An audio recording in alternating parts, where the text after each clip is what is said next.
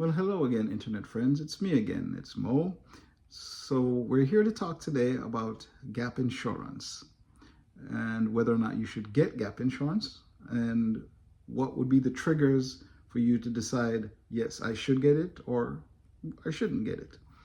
So, if you like this comment, I would ask you to like, comment, subscribe, and I appreciate it. So, let's get into it. So, gap insurance. First of all, the letters GAP, GAP, stands for Guaranteed Asset Protection, is what that basically means. Well, typically just referred to as GAP. Okay, so let me explain how GAP works. So when you buy a car, new car, the car depreciates in value. We all know this. And usually your first 2 to 3 years is the greatest dollar depreciation in the value of the vehicle.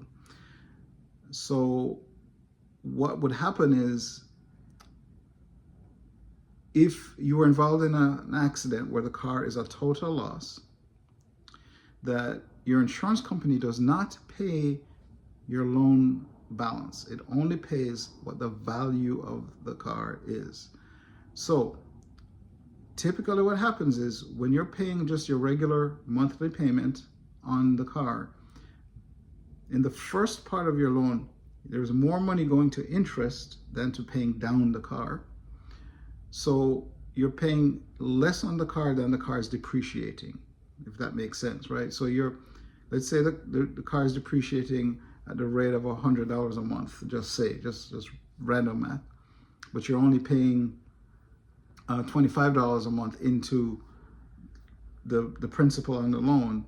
Well, in the first month you're off $75. Next month it's going to be more and more and more and more, and it continues like that. And there becomes a point where you're paying more on the principal than on the interest, and that's when you start to catch up. But usually for the first few years, that's the difficulty, is that your depreciation is faster than what you're paying into the car. Now,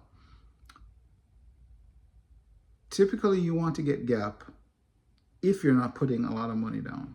So what happens is a twofold problem. So problem number one is the fact that the car is depreciating and you're paying less into the car than the rate of depreciation. That's number one. Number two, if you're not putting a lot of money down, you're adding additional costs to the car that does not do anything for the value of the car. So in most states, you're going to pay sales tax. In the area that I'm in California, paying almost 10%. So if you're buying a $40,000 car, now you're adding $4,000 to the cost of the car because of sales tax. There's also the initial registration that's added to the cost of the car. In this case, at a $40,000 car, we're paying $700-800 more. So now you're adding almost $5,000 to the purchase price of the car. So if you put down, say, $5,000, you have done nothing more than paid the taxes and the registration. You still owe the full value of what you bought the car for. And then the car starts immediately going down in value because you're using it. We're adding miles, we're adding wear and tear, so on and so forth. Now, we don't want this to happen, but God forbid you get smacked. And sometimes the accidents don't have to be these major blowout things. I mean, the cars just hit a certain way, airbags get deployed, frames damaged, just so much stuff to repair that the cost to repair it is too high. So they just total loss the car, right? So again, they're going to pay, the insurance company, whoever your insurance company is always going to pay what they determine to be the market value of the car at the time of the accident. They don't pay what you owe. So you're going to be left holding the bag for the difference plus your deductible. So let's say you have a $500 or $1,000 deductible on your car. They're going to pay less that money. So that's another $500 to $1,000 on top of the shortage that is going to be owed, right? So you don't want to be stuck with that thing. So if you're not putting a lot of money down, okay, my advice is get the gap insurance. And I'm speaking specifically with purchases. Now, there are some companies that Gap is kind of wrapped into leasing, right? So the brands that I am involved with, they both include a Gap waiver within the loan at no extra cost. So you don't have to purchase Gap in that situation. But nobody includes Gap when you're financing the car, okay? And this specifically, by the way, I should clarify, only involves financing the vehicle. Not if you're paying cash, no need for Gap. It's just, there's no Gap. You can't buy Gap. So if you're financing the car, and especially if you're going on a longer term. So a lot of people are obviously doing 5 and 6 year financing because it makes the payment more affordable, and that's what they can handle. But that's also where you pay the most in interest and have the biggest fall off in between what you're paying for the car and what your depreciation is. So you're going to have that shortfall. So I strongly recommend, if you're buying a car with little to no money out of pocket for down payment, and again, I'm speaking specifically about buying and financing the vehicle, then I would buy the Gap insurance to cover yourself. Right now, Gap is not something that you can typically get from your insurance companies. You can call and ask, but you will find that most insurance companies do not offer Gap insurance. So it's not something you can go out to your own insurance company and say, hey, I'm buying this car, I want to get Gap insurance. So they just don't offer it. It's typically through the dealership, right? Or in some cases, if you're getting your financing through your credit union, they will offer you Gap insurance. So again, my advice for your financial security is have that coverage. I've personally seen over the years many people have accidents, 99% of the time not their fault. I've had situations where customers' cars were smashed, just parked on the side of the road. They were at home, they park on the street, which is a big thing here in Los Angeles. There's a lot of just street parking.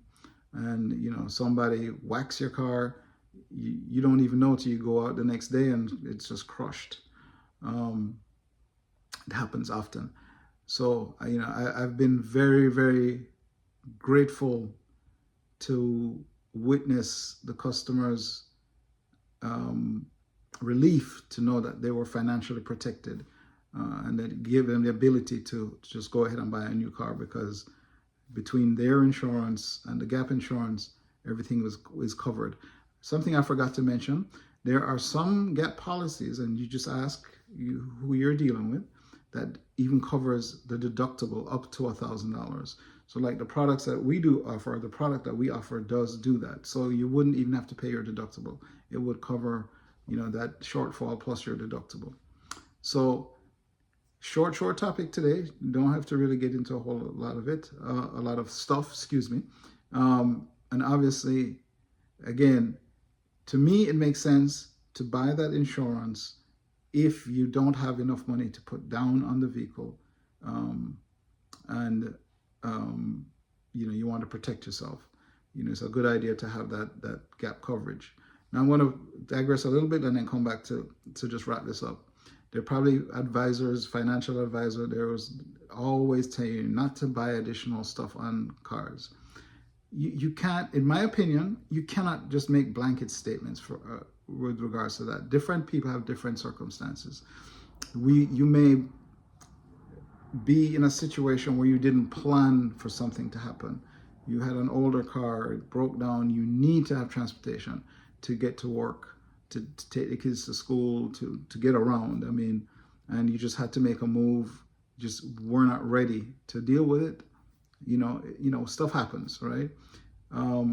Not everybody is necessarily in the position where they were able to plan, put aside money to put down on a car, so on and so forth, right? Good for those who are, and if you do, that's always a good position to be in financially. But it's never a good idea to condemn people who not in that position, as there are different circumstances.